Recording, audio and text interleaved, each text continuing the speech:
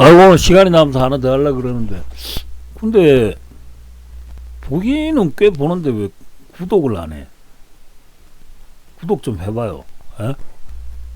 그거 한다 손가락 안 부러져, 씨발. 자, 오늘은 통일 이야기를 좀 해봐야 될 것 같아요.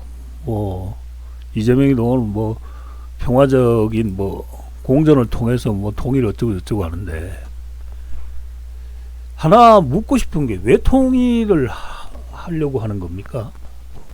우리한테 무슨 덕이 있죠?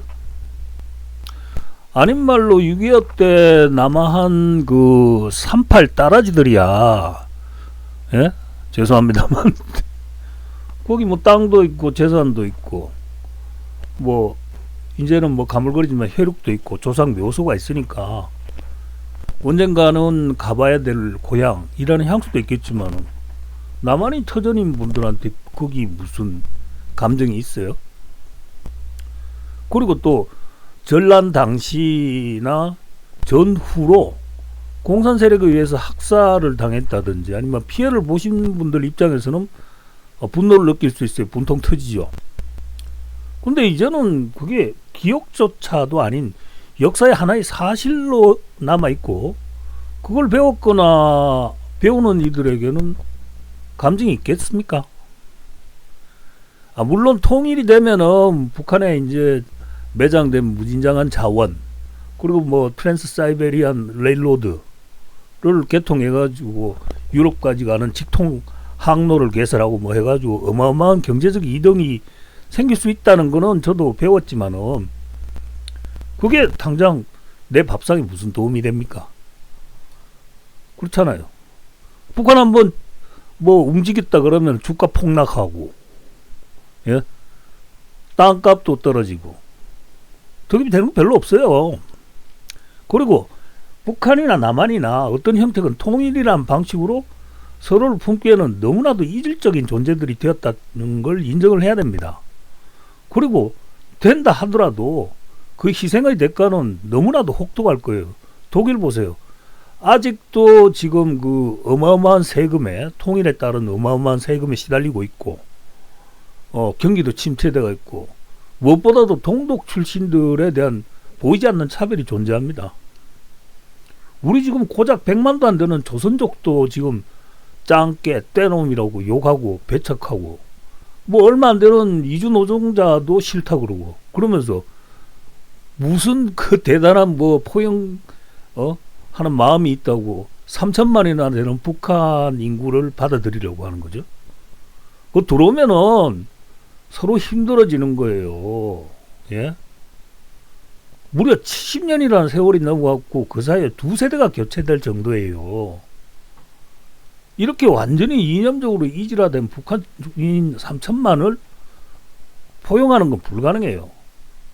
다 죽여버리면 가능할 수도 있겠어요. 예? 다 죽일 수 있어요? 저도 2000년대 초반까지만 해도 남침이 실제하는 그런 위협이었을 수도 있겠다 싶어요. 그런데 나 같은 이런 평범한 사람도 생각하는 문제를 저 사람들이 모를 리가 없잖아요. 그리고 이번 윤석열 시도에서도 반역 시도에서도 여실히 드러났지만은 충분히 타격할 구실을 수차례 줬는데도 꿈쩍도 안 했죠. 근래에는 이보다 더 실체적인 증거가 있습니다. 남북한 경제협력의 상징이었던 그런 그 시설물들 다 철거해버리고 철도와 도로를 끊어버렸잖아요. 이거 뭡니까? 너네들하고는 어떤 형태로든 교류를 하기 싫다는 겁니다. 지금 이재명이도 그렇고 뭐 김대중이도 그렇고 햇볕 정책도 그렇지만은 교류를 하다 보면 우리의 풍요로움에 감동한 북한이 스스로 이제 자멸하고 그렇게 되면은 이제 자연스럽게 평화로 가지 않겠냐는 게 이제 진보 진영의 논리인데 우리가 아는데 나도 아는데 나처럼 이런 평범한 사람들 북한이 그거 모르겠어요? 이제 와서 그런 식의 교류 의도가 숨어있는 교류를 하겠냐고. 저는 그 대신에 차라리 북한을 국가로 인정하고 서로 대사관 설치나 하고 서로의 번영에 도움이 되는 마치 이재명이가 중국 가가지고 서로 도움이 되는 부분을 찾아보내는 식으로 그렇게 해야 되는 게 맞지 않나 싶어요.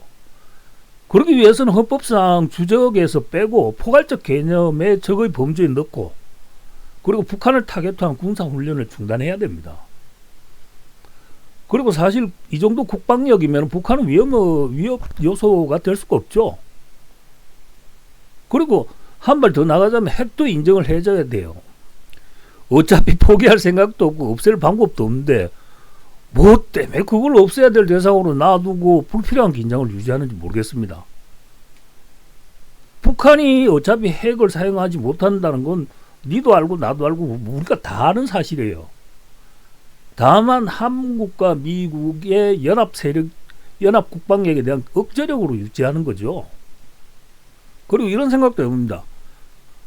우리는 왜 핵을 미국한테 허락받고 해야 되고 안 해야 되고 뭐 주권의 문제겠지만은 차라리 우리도 핵을 가지면은 굳이 줄어드는 인구 상황 하에서 무리하게 대군을 유지할 필요도 없겠다는 생각이 듭니다. 그렇지 않나요? 이거 뭐 엉클쌤. 그리고 이런 생각도 해봐야 됩니다. 과연 미국이 오로지 우리를 보호하기 위해서 핵우산을 펼치고 이 땅에 주둔해가지고 우리 군과 연합훈련을 하는 건가? 요즘 미국이 하는 행태를 보면 전혀 신빙성 없는 이야기죠. 여기에 미군들이 주둔하는 거는 미국의 시대적 요구에 따른 그 시대에 맞는, 그러니까 중국과 러시아를 견제하고 자신의 이익을 극대화하려는 목적에는 없습니다. 다여 이것이 긴장 상태면은 해마다 천문학적인 무기를 대한민국, 일본, 대만, 그리고 동남아에 팔아먹을 수 있잖아요. 그리고 전쟁을 치르지 않는 동안에는 총 쏘고 포탄 날리고 미사일 쏘고 극초음속 날아다녀도 아무런 불평을 하지 않는 세계 최고의 훈련지가 한반도에 있기 때문이죠. 나는 이제 미국의 호구짓은 그만해도 될 때가 됐다고 봅니다. 한발 양보해서 미군들에게 주둔지는 내준다 치더라도 이제는 남북 간 대치 상황을 끝낼 때가 됐다는 뜻이죠. 다시 이야기하지만 하루빨리 주적에서 북한을 빼고 상호 대사관을 설치해서 정상적인 국가 간 발전을 독려하는 편이 여러모로 득이 될 겁니다. 그래야 북한도 길을 터주고 같이 번영하며 그러고 이제 쌓여있던 이질감을 없애면서 언제가 될지는 모르겠지만은 통일이라도 해볼 수 있는 거게 되겠죠. 어차피 말은 통하니까. 그리고 난 북한이 계속 핵을 보유해야 한다고 봐요. 왜냐하면은 일본이든 중국이든 러시아든 뭐 미국이든 다 좋다 이거죠.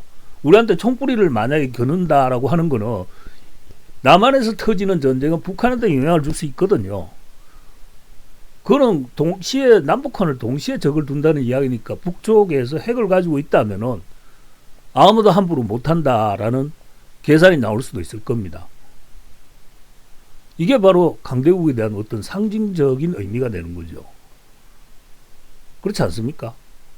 자, 더 이상 덧없는 통일론은 관두고 현실적으로 좀 생각해서 북한을 주적의 개념에서 빼고 대사관 설치나 하자고 하시는 게 여러모로 정신건강에 이롭지 않을까 그런 생각을 해봅니다. 저 빨갱이입니까? 뭐 여러분 뭐 좌빨이니 그런 범죄에 들어간다고 생각하지 마십시오. 나 그런 생각하고는 거리가 머니까 뭐 이건 뭐 국정원에 신고해도 뭐 상관없어요. 감사합니다.